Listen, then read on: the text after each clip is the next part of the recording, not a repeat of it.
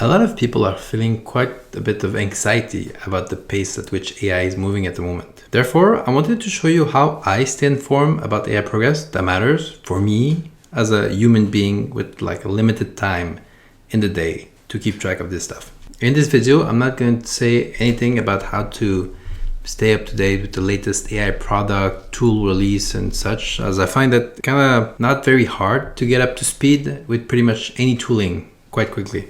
A bit like web technology, like no offense for web developer, but like it's pretty much similar. I'll be focusing mainly on the AI frontier and what is happening in labs who are trying to understand how to train better models or how they work. By the way, if you're new to AI and want to get situated about how LM works, I highly recommend Brilliant for getting an intuition of the basics. Brilliant is an app that helps you learn technical topics like math, coding, AI stuff with step-by-step bite-size interactive lesson and curated practice. You learn the topic by literally doing the exercise, which is the best way when you're just starting out. What I like about the different courses on their platform is that they are very well crafted and each segment feel refined. They are very engaging, like even my 7-year-old enjoy doing the programming courses. And the cool thing is that you can always make progress since the learning is really centered around just solving problems. The How AI Works course is one that I recommend you check out first. It moves you through the basics of probability, prediction, to how language models are trained before diving into the internal of deep learning. With that, you should have enough vocabulary and context to start your deep learning journey. Do check out the link in the description to test it out for like 30 days and get 20% off an annual subscription, or just scan the QR code right here. Thanks, Brilliant. So first off, I'm very intentional about which field of AI matter more for me. This is pretty important because AI is a very vast field. You have to make peace with the fact that you are not going to keep track of every little change and advancement in computer vision, natural language processing, optimizer development, attention mechanism, performance engineering, time series analysis, neurosymbolic modeling, whatnot. There is just too much. And unless you want to get nothing done in your life, I strongly discourage this activity. Maybe not at the start, right? Because you don't know much about the landscape. But once you're a bit more situated with a different field of AI, select a subset of them that interests you the most and that are actually the most useful to achieve whatever goals you have. For me, at the moment, it's mostly about reinforcement learning and agent for very long horizon tasks. Second, I only ingest information from reliable sources. Finding good, reliable sources of information is extremely important,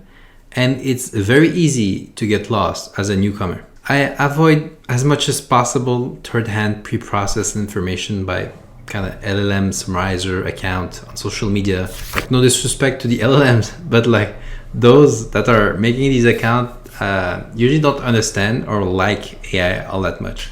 So the quality of the summaries are actually very, very poor. The source of information I find the most useful are these ones. The social media account of researcher directly. I follow as much as possible the people that are doing the research I care about on social media. Twitter and LinkedIn are super great for that. But I also heard that like Blue Sky is pretty good too. And there's like a subset of the community that is on Substack. If you are curating your social media feed properly, after some time, you will just see more and more of these researchers appearing and other that are adjacent.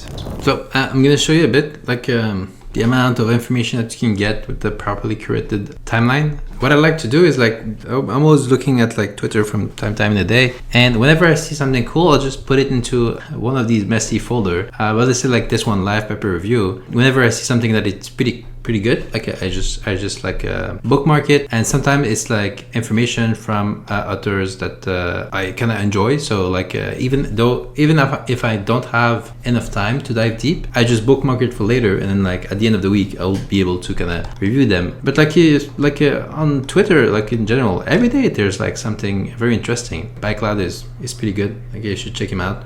Always posting cool stuff. But if you keep track of these, you can get the gist of like a lot of papers directly, and you can get like the thought of very smart people condensed for you. Yeah, but like you can get like that sort of information stream properly, correctly, directly for you. Next up is scientific papers. If you follow the right people and enough of them, you will have more than you can chew in terms of scientific literature. I usually do bookmarking of the one that are the most interesting, and every week I read a few on the weekend. I skim quite a few paper to get the gist of the result, but I make a point to like dive really deep once a week, at least in one of them. There is quite an art, in my view, of reading a research paper, but you can check out the video about how I do it over here. After I've read the paper multiple times outside of the digital world, I like to finish by having it like on ZOTERO. It's pretty good. They have a good viewer and stuff, and you could keep your stuff in sync. And then I just annotate it, I put like my thought in the paper. And I have it like all over here, and yeah, at the end, I just save that over here, and I have like this kind of bank of annotated paper that I can just pull out with my information and my ideas already put in there. I usually go like one step further and like go on TLDRAW, like a kind of digital whiteboard, and try to deconstruct the paper so that I can explain it, right? And this is where I just literally teach it usually, and at this point, I'm able to remove a lot of the gray area of understanding about what everything is, and if I can teach it, usually it means that I understand the concepts. TLDRAW is pretty cool. You should check it out. It's a really cool app, very simple. I just literally, it's nothing fancy. I take a screenshot and I just shove it there. After that, I like to browse from time to time like a scientific literature aggregator website like Hugging Face Paper or Alpha Archive. I think that's how it's called.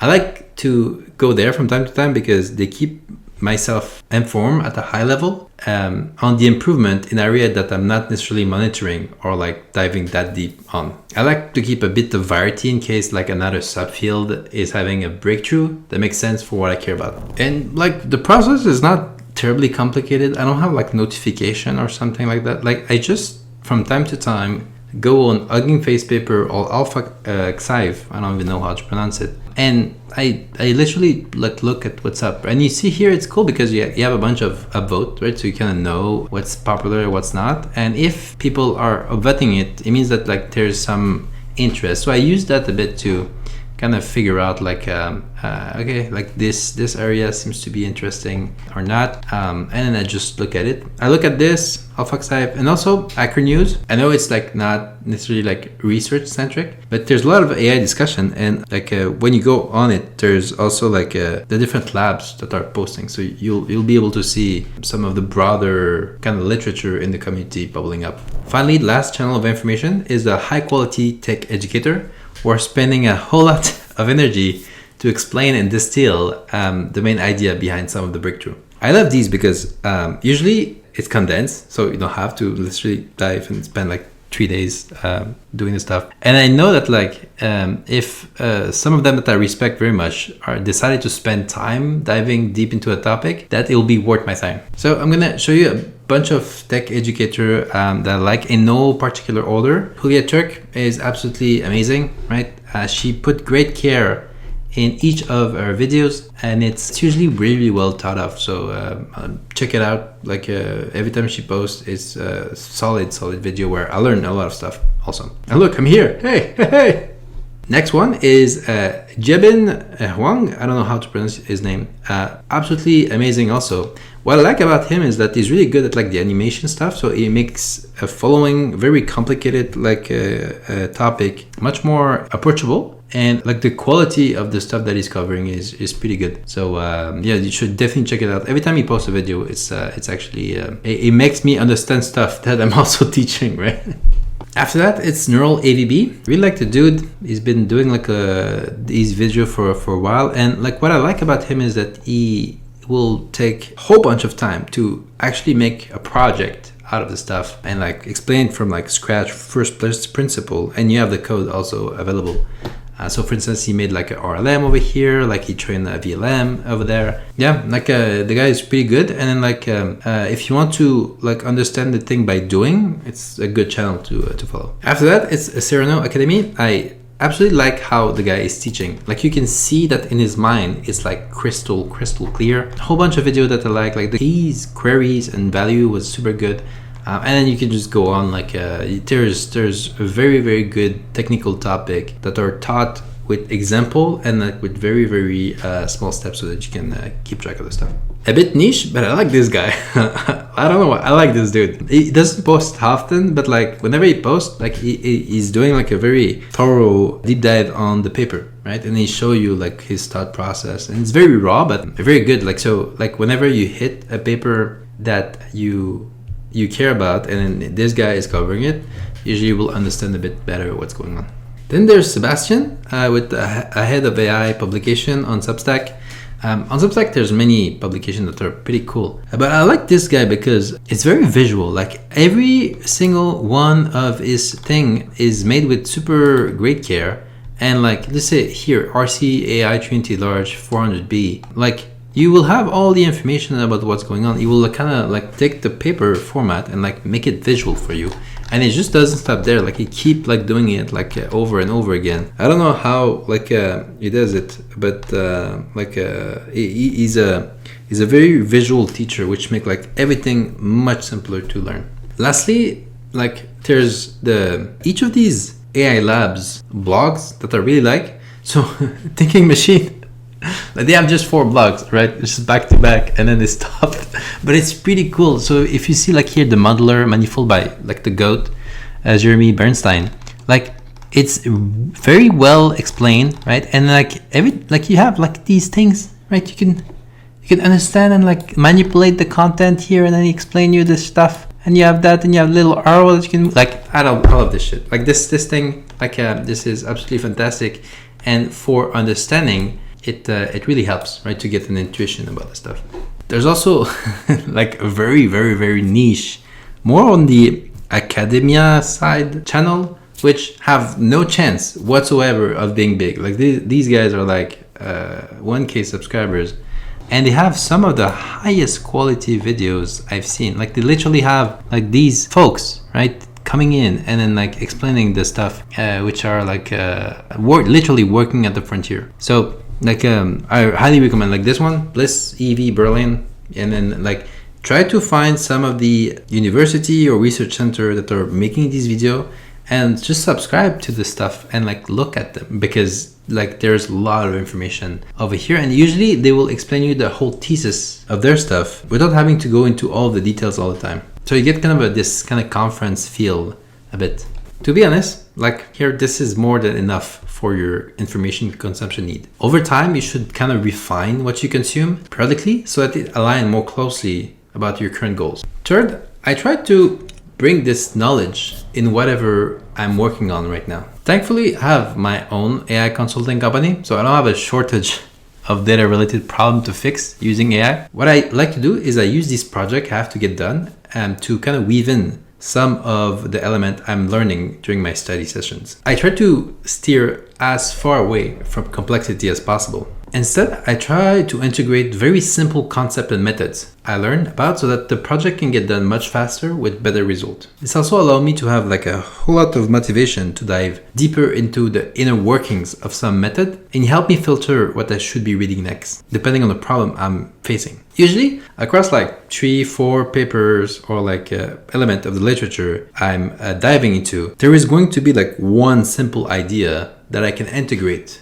in whatever I'm working at the moment. Fourth, and by far my favorite way, is to chat with people working at the frontier. There are multiple ways to do that on social media, via email, and video call. I do it sometime in my live streams, but what I like the best is straight up just meeting these people in person, especially at scientific conferences. You'll be surprised when you have real discussion with researcher how much of the frontier is guided by like their intuition and personality and whatever taste or like prior ideas they had coming into the research.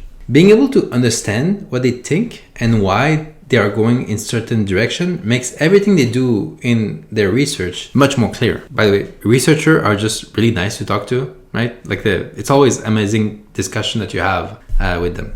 And that's kind of it, honestly. Anything else, in my view, is just extra. My final advice is just like, don't stress too much. Like it's very hard to learn where like you're in a constant state of panic. You're always going to try to learn and stretch yourself to thin if you always feel like you're missing out something. Dive deep and just enjoy the process of learning about learning. Like, this is pretty cool. So that's it. If you have any other opinion or like source of information that you really like, you can drop them into the comment section. And I wish you all a great week.